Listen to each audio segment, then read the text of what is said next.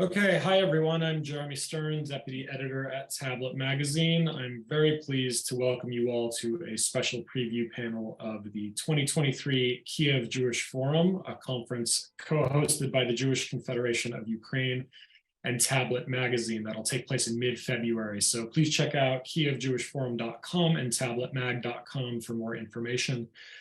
We have an excellent discussion lined up for you here in a minute, featuring Neil Ferguson and Michael Kaufman on the balance of military forces in Ukraine and the future of America's role in Ukraine's war for survival. But briefly, before we start the panel, we're going to go to Boris Lozhkin, the great Ukrainian entrepreneur, philanthropist, and author. Boris is president of the Jewish Confederation of Ukraine and our host today, and he has a few words of introduction. So let's go to Boris now. Dear friends, welcome to Kiev Jewish Forum. Today we are holding a special panel together with our partner, Tablet, one of the leading Jewish media in the world. Difficult times call for big ideas. Our speakers today are great at this. I am grateful to honorable members of US Congress who are joining us today. I'm delighted to welcome an outstanding historian, author of many prominent books, Neil Ferguson, and a military analyst with excellent expertise on the Russian armed forces, Michael Kaufman. We are happy that such world-known speakers are with us today. The panel is moderated by Jeremy Stern, a deputy editor of the Tablet Magazine and a freelance senior officer at the Atlantic Council. Our panel discussion today concerns the most decisive issues: the bipartisan support of the United States to Ukraine and the situation on the battlefields this winter. During almost 10 months of this aggressive and terroristic war, Ukrainian people are killed irrespective of nationality, race, or attitude towards religion. Ukrainians are killed only because they love their country and want to live in an independent, free, and peaceful Ukraine. In recent months, our enemy has changed tactics and destroys the country's vital critical infrastructure. However, severe attacks on civilians, cities, and villages do not change the situation on the battlefields. None of the enemy's tactics will break the will of Ukrainians to win at this ruthless war and to destroy the unity of our civil society. Ukrainians demonstrate to the world incredible determination and strength to defend and to win. A week ago, Time magazine named both the President Zelensky and the Spirit of Ukraine as the Person of the Year. We are certain of our victory because we are not alone. We have reliable partners led by the United States of America. We, the people of Ukraine and Ukrainian Jews in particular, are extremely grateful to all countries for the support, and we are especially grateful to the United States. This desire to help an independent Ukraine unites the two houses of Congress and the both parties. Our special gratitude is to the numerous Jewish communities and organizations around the world, including the United States. We are certain that the world will continue to support Ukraine. This is crucial for our freedom and democracy, for our common victory over terror and autocracy. Thank you, and let's start our discussion. Jeremy, the floor is yours. Okay, thank you very much, Boris. And last but not least, before we start the panel, we have Congressman Jim Costa of the 16th District of California and the House Foreign Affairs Committee. Congressman Costa has called in to say a few words of welcome and hello to all our viewers in Ukraine. So let's go to Congressman Costa now. Hello, this is Congressman Jim Costa. Ladies and gentlemen, it is my honor to address you for this annual meeting of the Kiev Jewish Forum. Today, I want to reiterate something that's so important, and that's our continued support for Ukraine, which, as a member of Congress, I can tell you, has been a strong focus since Russia's unprovoked invasion of Ukraine in February of this year. It has been bipartisan on the three major pieces of legislation that we have passed, and most recently last week, with a strong bipartisan support, we provided an additional $800 million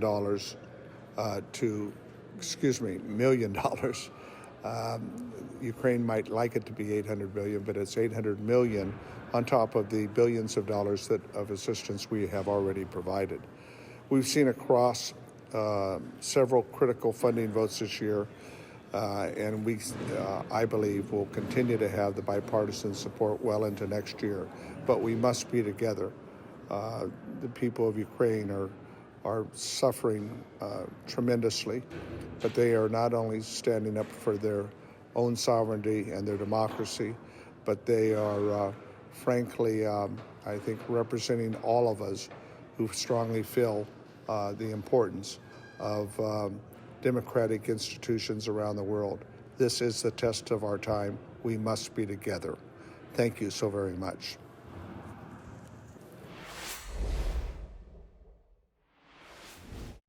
Okay, many thanks to the Congressman and to Boris, and let's get started with our discussion. We've got about 45 minutes, so let's jump right in. I'm very pleased to introduce Neil Ferguson of the Hoover Institution at Stanford University. Neil is, of course, one of the world's foremost historians of war, finance, diplomacy, many other areas. You can read his column each week at Bloomberg Opinion. And we also have Mike Kaufman, Director of Russia Studies at CNA. Michael is a world-renowned military expert and perhaps the expert on Russian military operations and strategy. And if you don't follow Michael on Twitter, it really is impossible to know what's going on in Ukraine. So let's jump right in. First question. There was a recent poll that found that an equal percentage of Americans said that Russia and Ukraine both currently have the military advantage. It was about 26% for each. And a plurality of Americans, 46%, believes that neither side has the advantage. So regardless of methodology here, I think these poll results, they accurately capture kind of how difficult it is for Americans and others to follow something like the war in Ukraine. So Mike, let's start with you. Big picture, what is the actual military situation on the ground in Ukraine heading into winter, and which side, if either, does the winter weather advantage? Thanks, Jeremy. So I think it's fair to say that right now the war is on a transitional phase. Ukraine had a series of successful concurrent offensives, Kharkiv and Kherson. The last month or so had seen attritional fighting following the Russian withdrawal from Kherson. I don't necessarily think that's how the winter is going to go. I think the winter may see another major Ukraine offensive operation, but it depends. In general, winter conditions do impose constraints, both on the offense and on the defense. Right now, you see a grinding attritional fight with Russia pressing in Bakhmut, which is in Donetsk region, and you see Ukraine pressing along Russian lines in Luhansk, between what's called the line between Swatovo and Crimea. That said, overall, Ukraine is relatively advantaged in terms of equipment, the benefit of interior lines, the benefit of logistics and supply, especially sustained material support from the West. But long term, it depends. I think it's fair that if you look out more towards the medium and long term in this conflict, perhaps well into 2023, Ukraine has a relative advantage. Understanding that military advantage, as far as one can perceive it, is not predictive of outcomes. That's why I often say wars are quite contingent.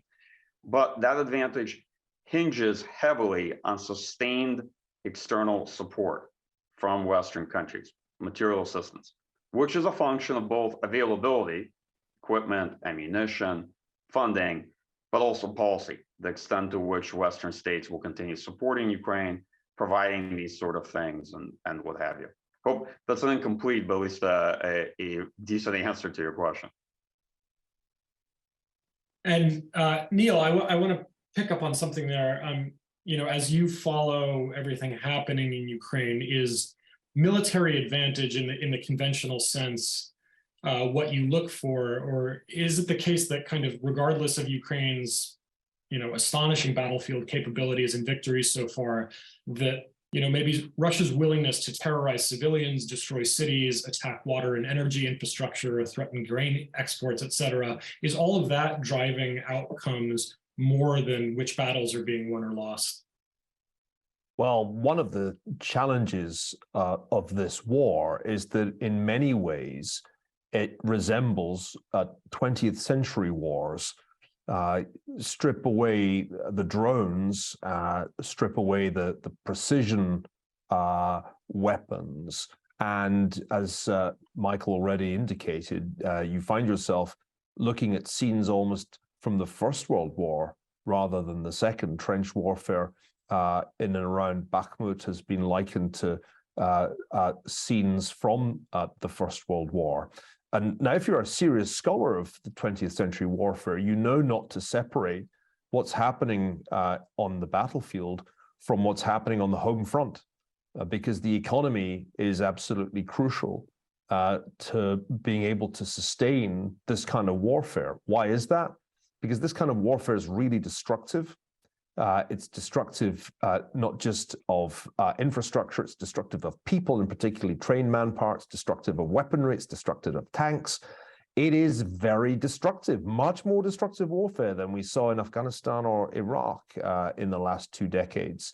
And that's why I want to emphasize in what I'm going to say now, the economic dimension. And in economic terms, this is not going nearly as well for Ukraine as the war on the battlefield. And that's because Ukraine's economy is the economy that was invaded.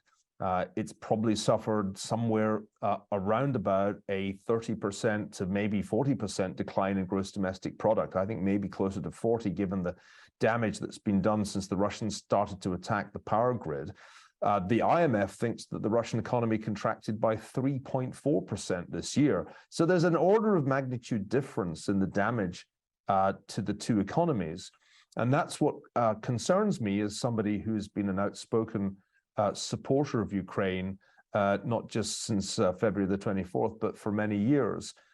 It's very hard for me to see how Ukraine can sustain this kind of a war into next year and perhaps until this time next year, even with the very important economic and financial support from the West.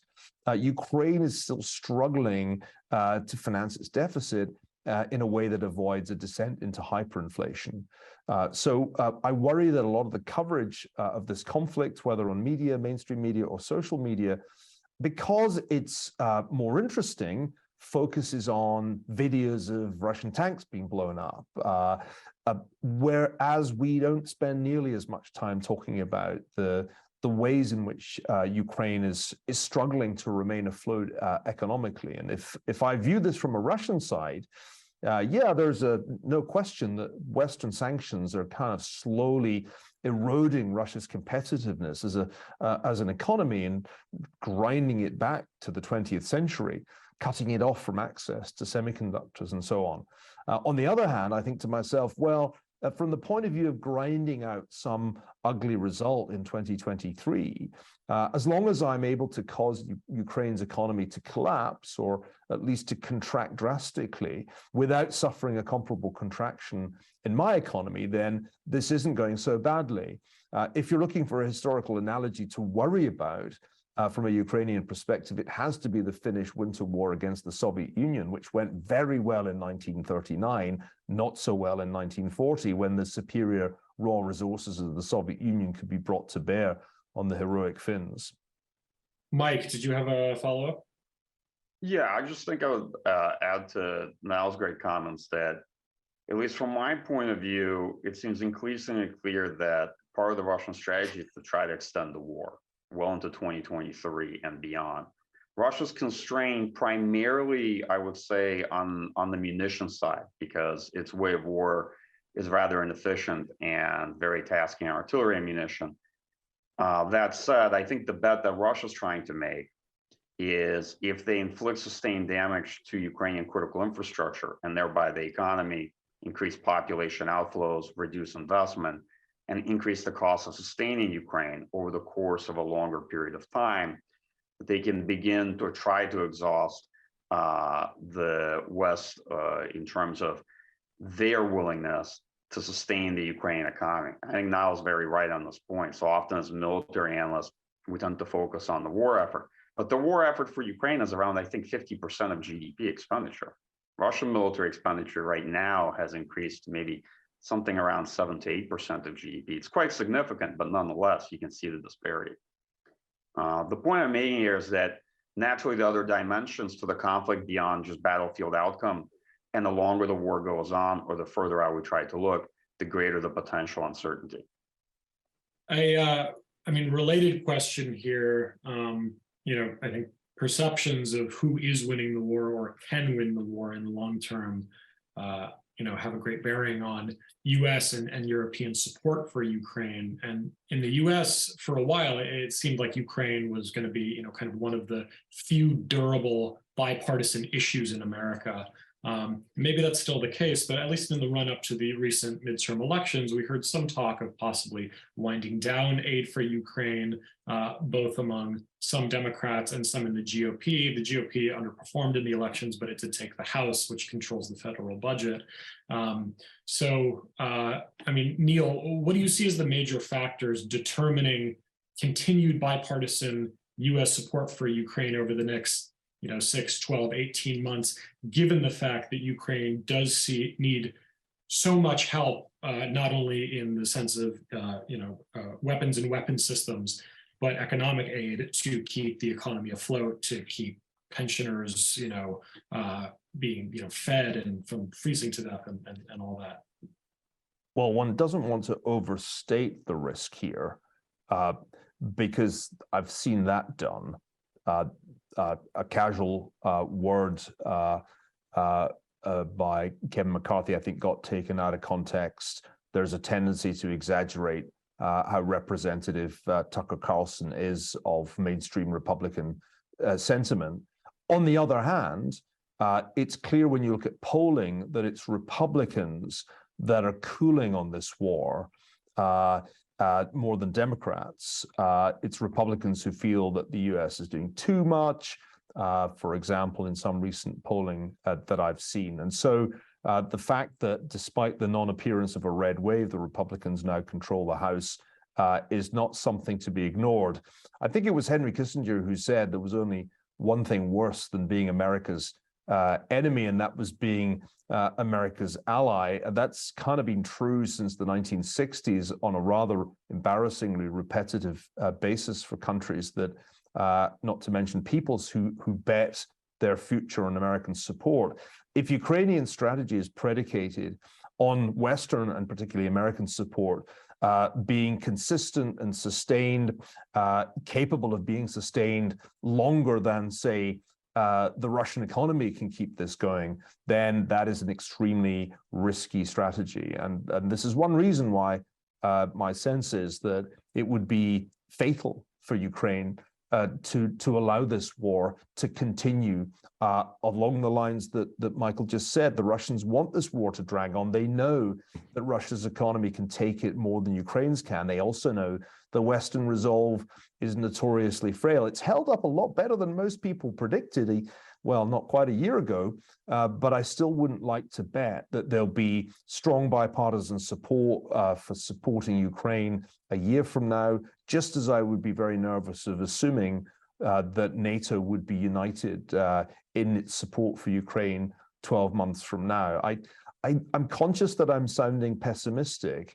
I don't want to be too downbeat, because one has to recognize the miraculous achievement that the Ukrainian people have brought us this year. They have exposed the limits of Russian military power. They've revealed that to a very large extent, it wasn't a paper tiger, it was a paper bear, and they have achieved phenomenal feats of heroism. They've also exceeded expectations in the sense that most of us who went to Ukraine on a regular basis over the last decade had got somewhat low expectations of Ukrainian civil society as well as of the Ukrainian state. And we have been, I think it's fair to say, astounded by the performance of both. And what I'm really arguing is that we must make sure these extraordinarily heroic achievements in the battlefield as well as in the wider society aren't lost, because there have been heroic defeats in Ukrainian history before. Ukraine has appeared to be on the cusp of independence only to fail to lock it in before. It's about 100 years, actually, since Ukrainian aspirations for independence were entirely snuffed out at the tail end of the Russian Civil War. So for all these reasons, I think we have to be really hard-headed and realistic about the outlook for 2023 to make sure that the heroic achievement isn't frittered away. Mike, what's your sense of how these factors are being integrated into both Ukrainian and Russian military planning? Are they paying attention to American domestic politics, to infighting within the European Union? Do these kind of drive military planning on both sides of the war, or is the war a kind of self-contained issue and neither side can really plan given the vagaries of US politics? I mean, it's a good question. I mean, to be honest, I think to a substantial extent, the war has a logic of its own, but military strategy is fundamentally political in nature, right? It's based off of political leaders' calculus, the objectives they set. In Ukraine, at least when I was there not that long ago, I think the number one question folks had was to what extent they can expect sustained support from the United States. The reason for that is very straightforward. Ukraine's military effort outside of its own, will to fight and capacity, as I said, heavily depends not just on Western support, but in particular American support for a number of reasons. Not just because the capacity is here, not just because the United States organizationally leads a lot of the support activity, right, across Europe and providing equipment, maintenance, and what have you. Also because many European policies are reactive to the United States in terms of what the United States is willing to do, they're willing to do, and they may not be willing to do if the US doesn't provide these things. But when it comes to military strategy, I would say that the outlines of both sides' strategies going into the winter have become increasingly clear. The Russian strategy is to try to entrench and defend and reconstitute their force. They're rather vulnerable heading into the winter. And I think in particular, they're suffering from a deficit of munitions because they expended a very sizable amount of artillery ammunition over the spring and summer to make up for what was a large manpower deficit on the battlefield in the way they were fighting. Okay. The Ukrainian strategy is to continue pressing the Russian forces and try to prevent them from being able to reconstitute, because they know that if Russia's given some respite of a period of months, then the Russian military will attempt to retake the initiative and go back on the offensive. And it's clear that Russian political leadership still wants to take the rest of the Donbass. Okay, hence the fighting for Bakhmut. This, I think Neil had a good World War I comparison in terms of the destruction and the attrition in that fight. To what extent Russia looks to U.S. politics, I'm not sure that's the Russian gambit. I think over the course of this year, Russian political leadership had first assumed that they could grind Ukraine down in an attritional fight. And to be very honest, we're not for the United States and we're not for the West. Neil's winter war analogy would be very apt, and it would actually be realized much sooner. It would come into sharp relief over the course of the summer because Russia did spend Ukraine out of artillery ammunition and out of a lot of artillery tubes and equipment, right? And so the United States and Europeans have played an important role, particularly if you look after the spring and summer. And following that, I think the Russian strategy, or at least some assumptions, were disproven, and it was visibly disproven at the defeat of Kharkiv. It has now shifted to, or an assumption, at least this is my hypothesis, that if Russia can extend the war and can sustain it at this rate, that Europeans will struggle to get through the next winter the way they've gotten through this winter.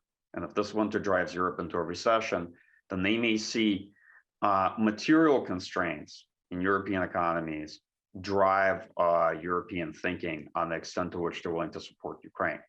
Now, I'm in no way saying that bet is true. Russian leadership has made a lot of assumptions about Ukraine, about Western political cohesion, and that have been disproven thus far. I'm simply explaining what I think, at least how I perceive Russian strategy. And so the military strategy is increasingly reflective of that, right? Or at least it's starting to come much greater into alignment with some of the political assumptions. It may be worth adding, Jeremy, that if one looks ahead beyond the winter, it's reasonable to expect the fruits of Russia's partial mobilization to materialize on the battlefield. And this is something I'd like to hear Michael's thoughts on. Clearly, what we saw this year was the absolute destruction of a really large part of the original invasion force. I don't know what your estimate is these days, but it strikes me as plausible that a quarter of the people who initially invaded Ukraine are now dead, because this was an extraordinarily bloody and destructive and unsuccessful offensive, and the Russians took much, much higher casualties than they can have anticipated. Of course, we don't know exactly how many people on the Ukrainian side have been killed or incapacitated, but as I understand it, most educated military experts think it's not that much lower a number. And so the Ukrainians have also sustained casualties, and we would expect them, as they went on the offensive, to sustain even more casualties because they don't have terrific protection for their troops. So this is a very, very costly kind of war. By 20th century standards even, because they're not vast armies, but they're taking very, very high casualties. So, Michael, I'd love to get your thoughts on the prospects for manpower in the spring, and how far that's going to be, in your mind, a variable that tilts the balance of advantage back to Russia. Right now, they have a clearly depleted military force in Ukraine with morale issues. They're sending people into battle, as far as one can see, with minimal training. The so-called Zerg rush really happened. But what's it going to look like in the spring? And does Ukraine have comparable manpower to tap? Sure, I'm happy to take that on briefly. I think at the beginning of the war, the main challenge for Russia is that they had lost their best people. They lost a lot of their elite infantry, airborne and Spetsnaz. They also lost a lot of their junior leadership, which is important. Company level commanders, battalion level commanders that are much more difficult to replace. And they lost a lot of their better equipment. They took significant losses to the better part of their armored force and equipment, and they also spent a sizable amount of long-range precision-guided weapons. All right, that said, since the first month of the debacle that was the Russian invasion, the Russian military had been looking for different ways to offset casualties. They used mobilized personnel in Luhansk and Donetsk People's Republics extensively over the spring and summer, and they put together various types of volunteer units and battalions across Russia. And over time, the role of Wagner PMCs grew, and Wagner began recruiting across Russian prisons. So the Russian military has been finding ways to defray casualties to the actual regular force. Now, I would say that strategy in large part was a train that eventually ran out of track by the end of the summer. Hence, you saw Russian mobilization, introduction of wartime measures and stop-loss policies in the military. Mobilization has yielded a fairly sizable amount of manpower to the Russian military, probably somewhere between 200 and 300,000 personnel. It's been paused so that the Russian military can process the biannual draft, which is another 120,000 conscripts, but it's very likely they will continue mobilizing people as part of a phased rolling process next year. So it takes quite a few months to see the real results of mobilization. I think a fair look would be maybe another 3 months to see what the Russian military can make of it. Initially, they threw these men to stabilize their lines. And to be honest, I think a fair assessment is that it did work. It did stabilize Russian lines to an extent, and it permitted withdrawal from Kherson. What they can further make of it, the jury's still out. What I will say about mobilization, this is just my own perspective, is that numbers are not deterministic. Force quality matters, and of course, in particular, force employment matters. And that depends on a lot of things: command and control, logistics, leadership, what have you. But even though numbers are not deterministic, quantity does matter in war, right? Especially in a conventional war, because conventional wars fundamentally come down to attrition, replaceability of manpower, material, and ammunition. Manpower matters. So Russia had a significant artillery advantage earlier on in the war. Ukraine had a very sizable manpower advantage. Russia's artillery advantage has shrunk visibly, both because they spent a lot of ammunition and because of the impact of systems like HIMARS. Ukraine's manpower advantage has shrunk since October, okay? And it'll be interesting to see what size force the Russian military can actually sustain in Ukraine. Likely they will use a lot of the mobilized personnel for rotating units and to build out reserves. I think in the near to medium term, the greatest constraint on both sides will likely be availability of ammunition, steady supply of artillery ammunition, and for Ukraine, separately in the near term, the deficit of air defense and the impact of the Russian strike campaign, whose secondary goal is to essentially bleed Ukrainian air defense out of ammunition, will be a significant factor. That's why it's imperative for Western countries to get on top of the air defense situation as much as possible now and focus on the artillery ammunition situation in kind of the more medium and long term in this conflict. I think that manpower-wise, were it not for other constraints in terms of ammunition, equipment, and other challenges the force has, the Russian military might actually have the capacity for greater offensive potential coming out of the winter. But because of these other constraints, I'm rather skeptical of it.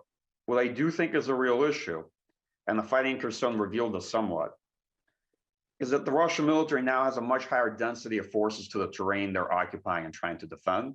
They're entrenching along layered sort of defensive lines. And so future battles are likely to be costly and perhaps yield incremental gains. This is a short way of saying that I'm cautiously optimistic about Ukraine's prospects, but also trying to manage expectations that Kharkiv is not a good model that folks should look to for how the war is likely to evolve. And there's quite a bit of hard fighting ahead. Hence kind of my adage that Ukraine is winning and has been winning, but it has not yet won, right? And as an analyst, I tend to focus much more on worst case scenarios rather than sort of fortunate, fortuitous outcomes, right? Also, a related question for Mike. I think most people are aware by now that the war began with the Ukrainians pleading for certain weapon systems that Washington was initially reluctant to supply, but which it started to provide as the Ukrainians proved their almost astonishing capabilities. And the Ukrainians, I believe, are still asking the US and other NATO countries for other classes of weapons and weapon systems that the US is still reluctant to supply, presumably in order to avoid the impression that America is a direct belligerent in this war, whose targets now include military bases like hundreds of miles into Russian territory. So for Mike, what exactly is Ukraine asking for right now that Washington is still not providing? And in your opinion, should Washington provide it? And on that latter question, especially, let's also get Neil's reply. Jeremy, that is a thorny question. Okay. So, as you know, I'm from Washington, although I clearly am not in Washington right now. I'm actually in Vilnius in the hotel room with kind of 70s style tinted lighting. And so it looks like it might be I'm talking from the past. I would say that Ukraine in particularly wants short-range ballistic missiles like ATACMS, has asked for a host of conventional systems from Europe, such as tanks, which Germany doesn't seem to want to provide, fourth-generation aircraft, depending on what type is available.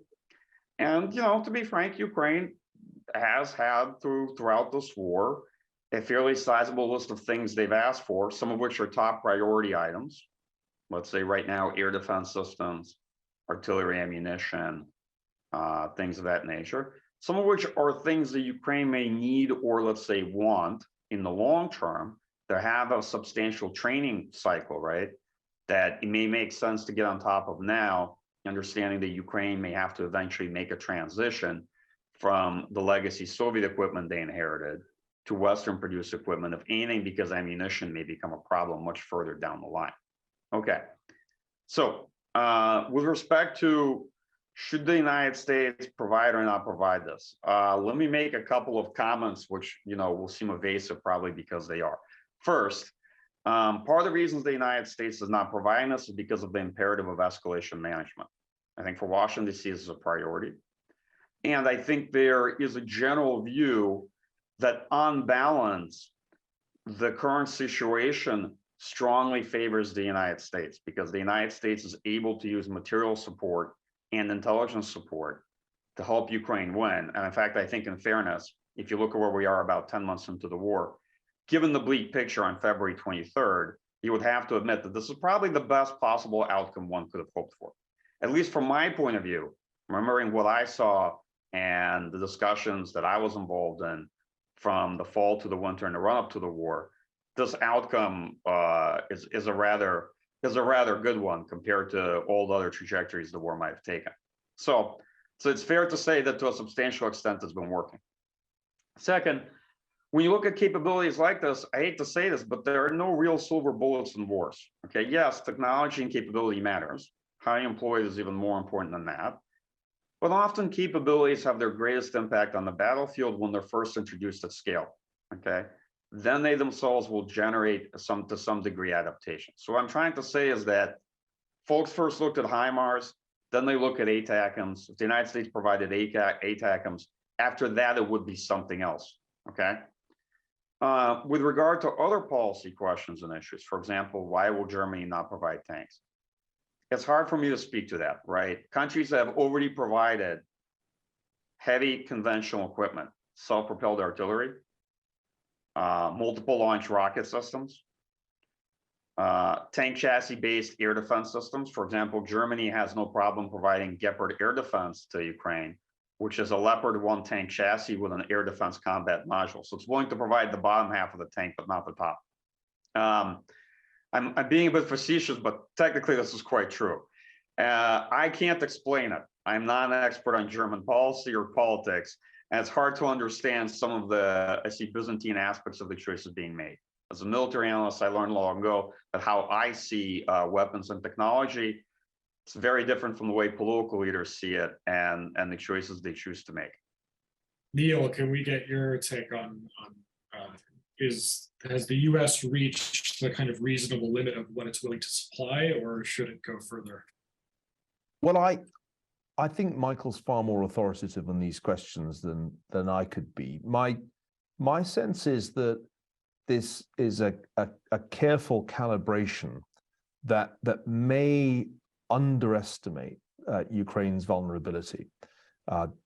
I have a sense that there are some very smart people in Washington with a kind of formula which states you can supply this much weaponry to Ukraine to achieve this much bleeding dry of the Russian military without risking escalation into a dangerous realm of conflict that would directly implicate the United States or its allies. There's some kind of formula. Maybe it's not an explicit one that you could write down. And the trouble is that I think what lies behind that formula is a fear of Russian escalation that's probably not realistic. There have been times in the war when it's been very clear that NATO has pulled back from supplying certain categories of weapon because of Russian threats to escalate to the use of nuclear weapons. Remember when jet planes were about to be delivered and then they weren't, quite early in the conflict, at a time when air support was desperately short and Ukraine was very vulnerable. And so my sense is that while it's true what Michael says, this has turned out much better than almost anybody would have dared to predict on February the 23rd this year. That still doesn't mean it turns out well in the end. And here I'm just going to echo something that he said: Ukraine has won, is winning, but hasn't won the war. It has won the Battle of Kyiv. It's won battles in Kharkiv and Kherson, but it's still possible to lose a war when you have, despite those victories, when you are facing the kind of odds in terms of raw resources that Ukraine faces. So there must be a question about how far we are prepared to go to make sure Ukraine wins, as opposed to just doesn't lose.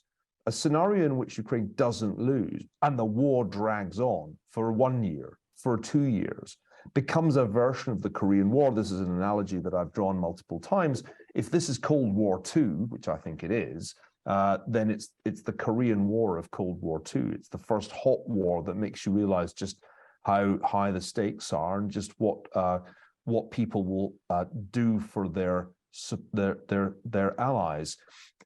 I think a Korean War that dragged on for not just 2 but 3 years would leave Ukraine a ruin. Would presumably end with some kind of territorial compromise that would create a permanent zone of potential conflict rather than a peace agreement. So there's a danger that the formula I talked about which avoids escalation, keeps the control, as it were, of the escalation threshold in American hands, ends up producing a suboptimal outcome, at least from a Ukrainian standpoint. I don't know if you agree with that way of thinking about it, Michael, but that's how I'm inclined to think about it. I think those are good points. What I'd say is that it is important for folks to realize that strategic defeat for Russia is not the same thing as victory for Ukraine. Yes, Russia can already be considered to have suffered a strategic defeat. Its initial invasion failed. Its forces, to an extent, have been decimated. It will probably take the better part of a decade for the Russian military to rebuild, and has taken a major strategic loss in terms of its position in Europe and its ambitions to relitigate the post-Cold War settlement. All right. That being said, if Ukraine is not able to retake much of the territory it's lost, at least in the way that they define victory, right? Ukraine will have lost territory, GDP, population. The defeat for Russia will not mean the same thing as a victory for Ukraine. Certainly not in the way Ukrainian political leadership has defined it and described it, and they have quite explicitly as to what those terms are. So I agree with that. I think it's also quite difficult to calibrate these things. And to be frank, I go back and forth. On the one hand, as an analyst, I have my views. On the other hand, political decision makers who are responsible for people's lives, right, and responsible for issues such as escalation management, they have their perspective and their calculus. I think one of the challenges is that even though it's clear that the United States and NATO countries in general could afford a much broader and more involved role in this conflict, and a lot of Russian nuclear signaling had been just that, there's a perception that in certain places there are likely to be genuine Russian red lines. There's the absence of, let's say, a Russian response or a sudden lurch toward escalation doesn't mean there are no red lines anywhere. Yeah, I think that's fair. That's also fair to say. Yeah. And the risk of nuclear escalation, while at this stage, I think, being relatively low, in the long term, since the Russian political system, the regime has really committed themselves to the war in September. They annexed territory, they introduced mobilization and wartime measures. In the long term, if you look on this conflict, it may have grown.